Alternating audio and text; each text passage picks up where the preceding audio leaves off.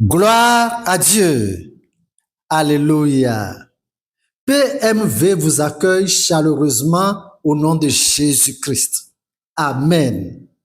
Ok. En esprit et en vérité, nous sommes composés chacun de deux êtres.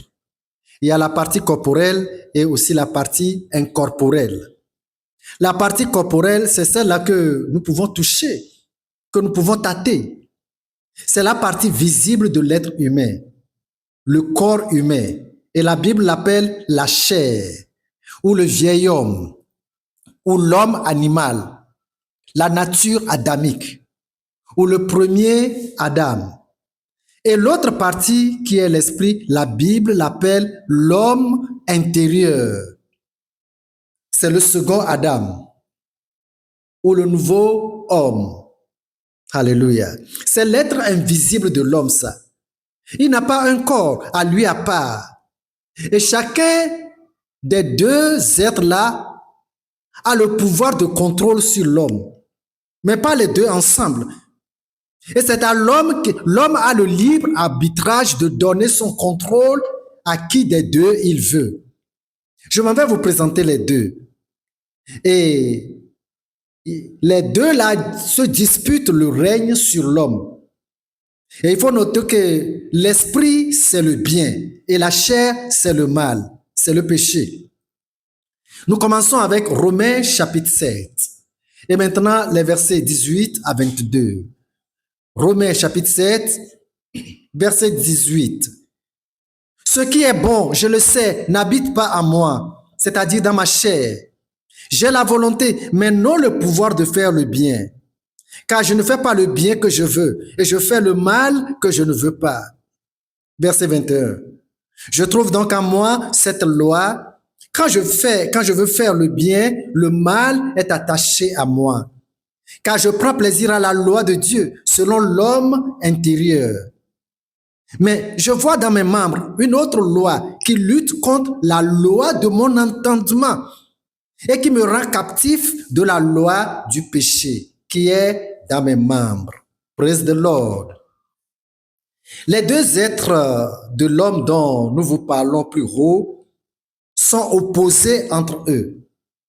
La chair, c'est le péché, c'est la mort. Et l'esprit qui est l'homme intérieur, c'est la vie. Il est inspiré pour la sainteté, pour la justice. Il est inspiré pour la perfection. Alors que l'homme extérieur, qui est la chair, est inspiré pour les choses de ce monde passager. Et son résultat est la mort. Savez-vous ce que la Bible dit à propos de lui? 1 Jean chapitre 2, versets 15, 16 et 17. 1 Jean chapitre 2. Quel verset? 15e, 16e et 17e. Voilà, verset 15. N'aimez point le monde, ni les choses qui sont dans le monde.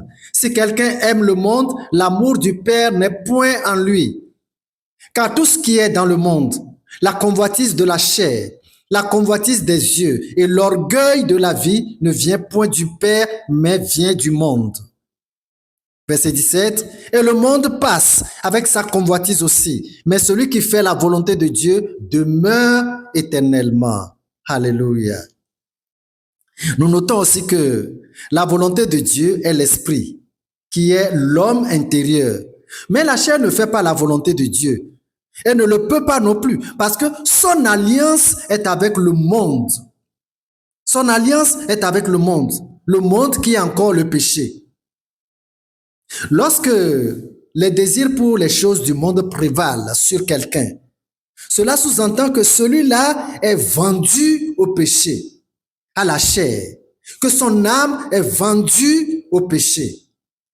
Et s'il vous plaît, et il ne sera attiré et dominé que par le monde et les choses, n'est-ce pas, du monde. Galates chapitre 5. Nous prenons à partir du verset 19. Galates chapitre 5. Verset quelième, 19e, 20e et le 21e.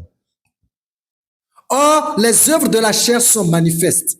Ce sont l'impudicité, l'impureté, la dissolution, l'idolâtrie, la magie, les inimitiés, les querelles, les jalousies, les disputes, les divisions, les sectes, l'envie, l'ivrognerie, les excès de table et les choses semblables.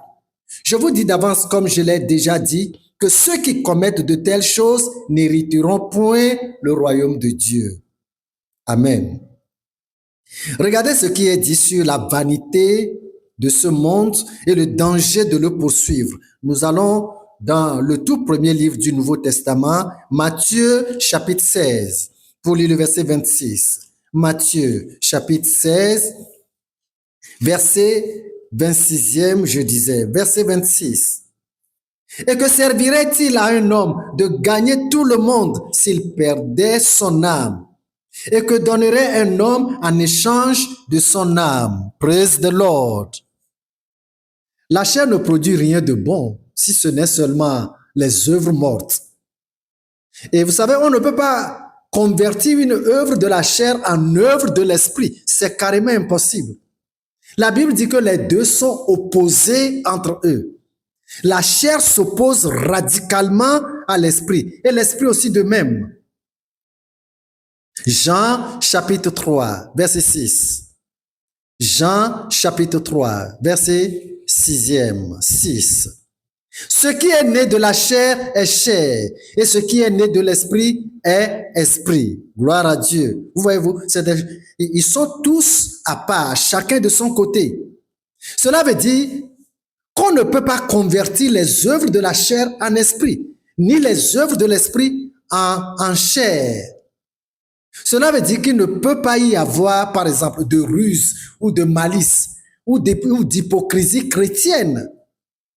Parce que ce sont les œuvres de la chair, ça. On ne peut pas les convertir en esprit. Il ne peut pas y avoir d'immoralité chrétienne, de vol dit chrétien. Lorsque les fidèles de l'Église commettent la fornication et l'adultère, et on trouve que ce n'est pas un problème, puisque c'est entre eux-mêmes, frères et sœurs de l'Église, que cela est commis. C'est donc saint. C'est donc un péché saint. Lorsque les pasteurs couchent avec les femmes de l'Église qu'ils dirigent, et ces pasteurs disent que, ah non, comme nous sommes des chrétiens, alors ce n'est pas un péché qui conduit à la mort. Parce que c'est un adultère chrétien. C'est un saint péché. Parce que nous sommes les saints de Dieu le commettant. Cela n'est pas vrai. La Bible dit, toute œuvre née de la chair est chair. Elle ne change pas. Son statut est le même. Son sort est le même. La chair reste éternellement une malédiction. On ne convertit pas les œuvres de la chair. Sa nature ne lui permet pas la conversion. Tout ce que l'on peut faire est de les abandonner, est de s'en séparer. C'est de les regretter et les rejeter. Vous ne pouvez pas les pratiquer en Christ comme une justice. La chair et l'esprit ne sont pas associables. Soit que vous êtes dominé et conduit par l'esprit, ou vous êtes carrément sous l'emprise de la chair. Si vous êtes conduit par l'esprit, la chair et ses œuvres, n'est-ce pas, seront atténuées dans votre vie. C'est la seule manière de donner la mort à la chair.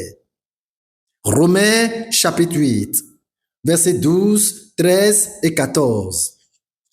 Verset 12. Ainsi donc, frères, nous ne sommes pas redevables à la chair pour vivre selon la chair. Si vous vivez selon la chair, vous mourrez. Mais si par l'esprit vous faites mourir les actions du corps, vous vivrez.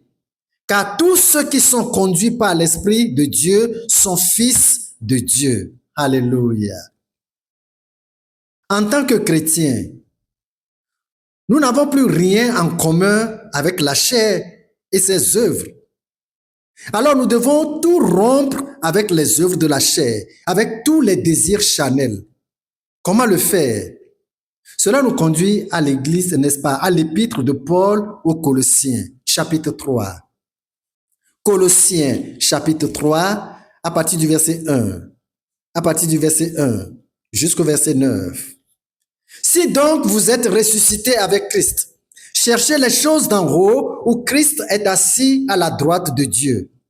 Affectionnez-vous aux choses d'en haut et non à celles qui sont sur la terre. Verset 5.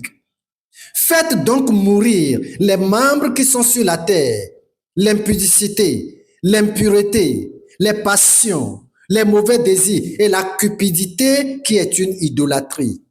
Verset 7. Parmi lesquels vous marchiez autrefois lorsque vous viviez dans ces choses. Mais maintenant, renoncez à ces choses, à la colère, à l'animosité, à la méchanceté, à la calomnie, aux paroles déshonnêtes qui pourraient sortir de votre bouche. Ne mentez pas les uns aux autres, vous étant dépouillés du vieil homme et de ses œuvres. Praise the Lord. Si donc nous sommes affranchis de la chair et de ses œuvres, toute notre relation avec l'Éternel devient une relation en esprit et en vérité. Alléluia. Et c'est ce que Dieu a prévu pour les derniers temps. Des adorateurs en esprit et non en la chair. Et non dans la chair. Nous terminons avec Jean chapitre 4.